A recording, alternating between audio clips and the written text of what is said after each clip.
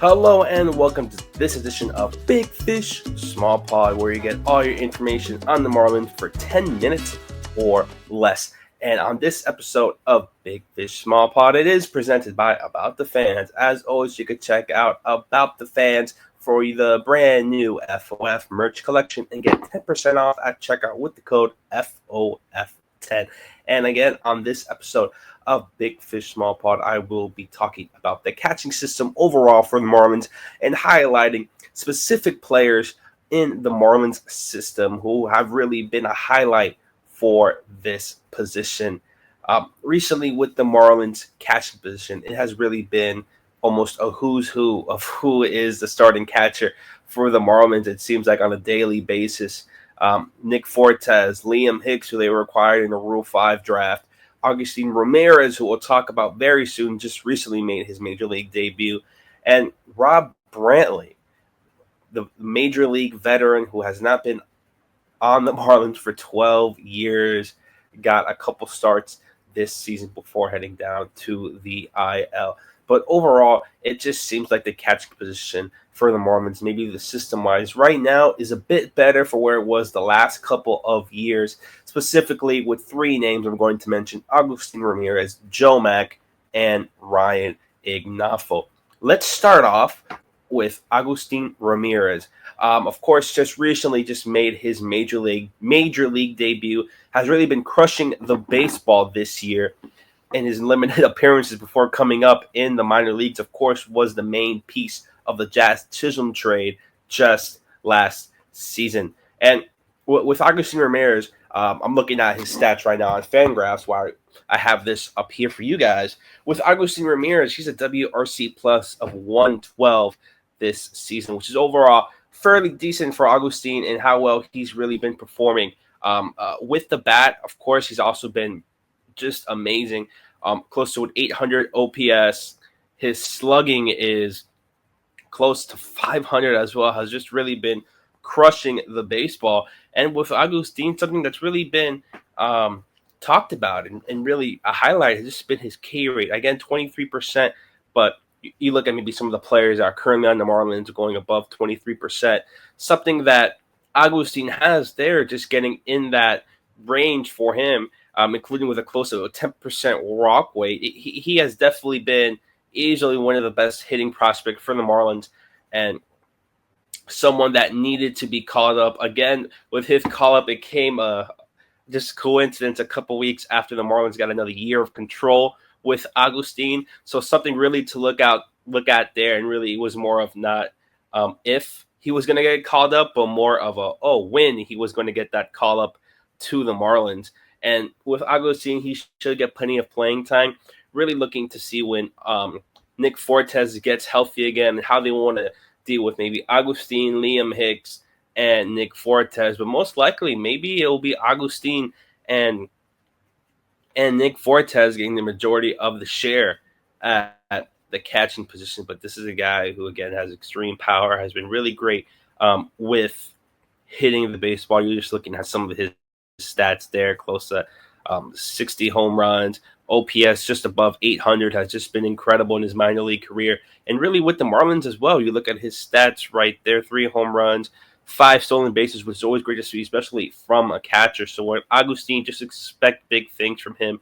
This is a guy that it's been needed for him to come up sooner rather than later. This is a guy that maybe should have even come up over Liam Hicks coming opening day, being an opening day roster, but really it was mostly maybe, at least in my opinion, about the extra year of control. And you can have it, especially at that catch position, a guy who's so young, 23, I believe, go up to 2031.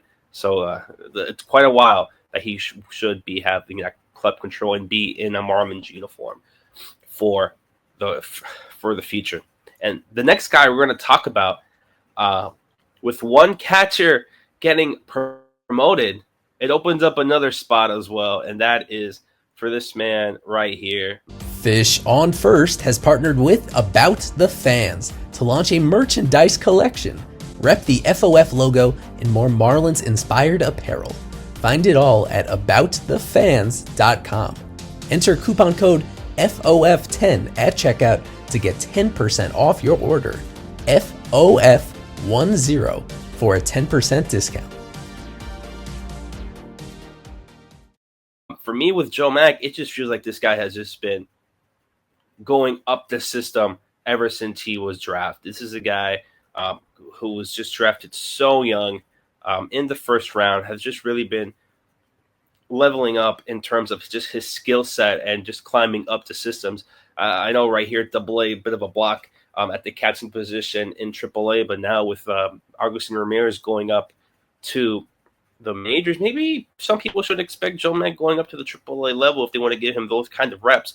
And Joe Mack really does deserve it. This is a guy has just been also crushing the baseball. A great walk rate at 18%. His K rate has just is at 21%. Just someone who has been so good in Joe Mack, and just someone that has just so much value for the team. Overall, I believe a better defender as well. This has been someone that's been so focused on making sure to improve his game just all around, whether it's defensively, whether it's offensively. This is the guy who wants to do it for the long run, who wants to be on this team and wants to be a Miami Marlin. And it's just really been also, I mentioned just increasing stats all around. Walk rate got up by 7 points. His K rate 3 points from 24 to 21 has just been so good with the baseball. WRC plus now at 215 compared to 137. You look at his rookie year, I should say, in pro baseball in 2021, WRC plus at 93, and then you look at last year around 137. That's just been incredible. Has also increased the slugging as well. This guy was slugging 208 in 2021, and now he's slugging 468, at least last year, 614 this year. Again, very early on, but it's just been so incredible to see with Joe Mack. And someone, again, maybe, I don't want to say should see him this year. Maybe you could see, especially how this catching position turns out with the Marlins.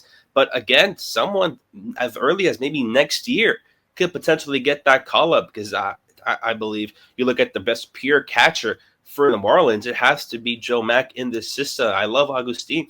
It's just with him maybe being so limited defensively and just giving up so many stolen bases. That is a guy maybe you want to go ahead, have him at there, primarily DH, first baseman, maybe even an outfield position if you even want to get him to that aspect yet in his career.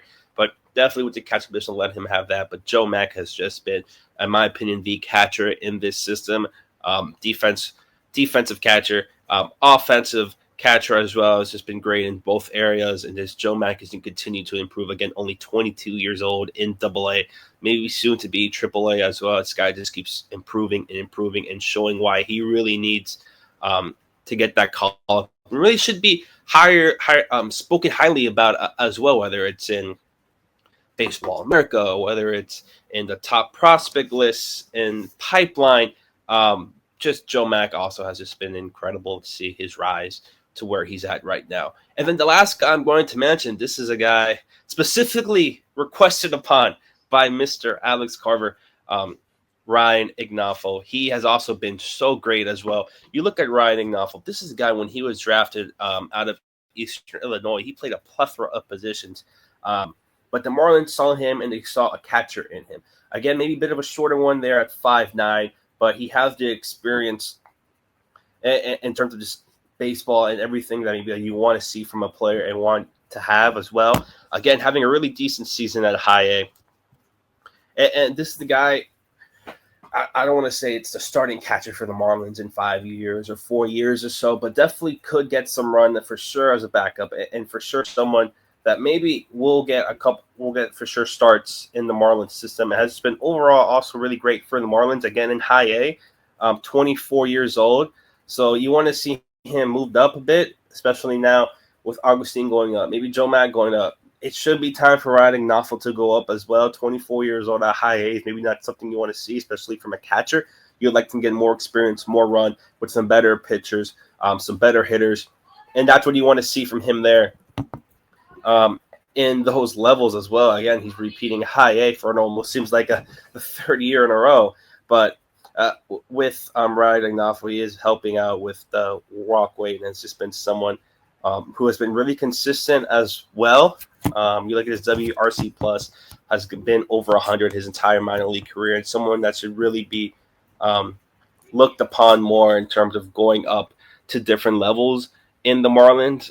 Someone who has increasingly slugged fairly well in his Marlins career is not going to go ahead and give you so much power and just so much maybe runs batted in, but he has a really great hit tool, maybe projected around like 55, decent speed.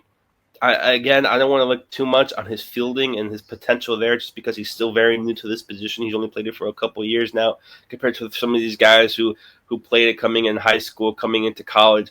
But Ryan Ignoffo does at least deserve some love for sure. This is for sure an underrated guy in the Marlins system, and just someone who just learning the position so late in his career overall. You're looking at someone who learned maybe in his early 20s, just to really learn this position. Definitely the hardest position as well in catcher. Both Ryan Ignoffo, Joe Mack, Agustín Ramírez, the catcher position has a lot brighter for the Marlins than it has in recent seasons. And I'm going to give one more name before I go. I want to give a quick shout out. Connor Cascanet from Purdue has also been crushing the baseball. Again, only 13 at-bats, but has been really great to see so far from him as well in high A. So if you want to look at some really decent, some really nice catchers, look at high A in Beloit. You have Ryan Ignoffo, you have Connor Cascanet. Walking 31%, but again, only maybe 19 plate appearances. Both these guys, 24, 23. So you'd like to see Ryan Ignoffo to get that call up, maybe give some more run there over there to Connor Cascanet. But Marlins, I think, are in a better shape catching position-wise than they have been in recent years. And this is something maybe they hopefully look to improve on, especially with how great the pitching is in this Marlins system. They're also going to need great catchers. And to do that, you're going to have great development. Let's see if the Marlins can do that in the future. But for now, that is going to do it. As always, you can check out Big Fish, Small Pod. We are presented by About the Fans. And as always, go Fish.